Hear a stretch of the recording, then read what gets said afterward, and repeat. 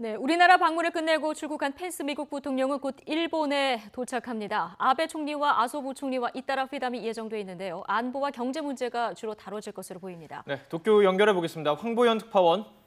네, 도쿄입니다. 자, 아베 총리와의 회담에서는 또 어떤 문제를 주로 논의하게 됩니까? 네, 아베 총리와는 아무래도 큰 틀의 지역 안보 문제, 구체적으로는 북한에 대해서 주로 얘기할 것으로 보입니다. 펜스 부통령이 일본을 방문해 아베 총리와 만나는 것은 이번이 처음인데 오늘 점심을 같이 하면서 현안에 대해 회담할 예정입니다. 아베 총리와 펜스 부통령은 이 자리에서 핵과 미사일 개발로 긴장이 고조되고 있는 북한 정세에 대해서 의견을 교환할 방침입니다. 아베 총리는 어제 국가안전보장회의를 열고 북한 정세에 대해서 협의했는데 스가 관방장관은 이와 관련해 펜스 부통령도 북한이 새로운 위협이 되고 있다는 데 인식을 같이 하고 있다고 설명했습니다.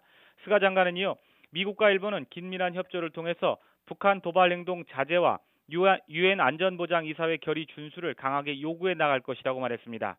일본 언론들은 북한이 탄도미사일을 잇따라 발사하며 도발을 이어가는 상황이기 때문에 아베 총리는 이번 회담을 미국과의 굳건한 안보연대를 대내외에 천명하는 기회로 활용할 것으로 보인다고 분석했습니다. 네, 자, 아베 총리와는 안보 문제가 주로 논의가 된다면 오늘 아소 부총리와도 만나는데요. 어떤 내용들이 논의가 될까요? 네, 아베 총리와 점심 겸 회담을 마치고 나서 펜스 부통령은 아소 총리와 만나는데 당초 이번 회담은 경제 분야에 초점이 맞춰져 있었습니다. 지난 2월 트럼프 대통령과 아베 총리가 만났을 때 양국 경제 대화의 새로운 창구를 만들자고 합의한 뒤 이에 따른 첫 만남의 의미가 있는 겁니다. 대화 의제는 경제 정책, 인프라 투자와 에너지 분야 협력, 그리고 무역과 투자 관련 규칙 마련 등 크게 세 가지로 요약됩니다.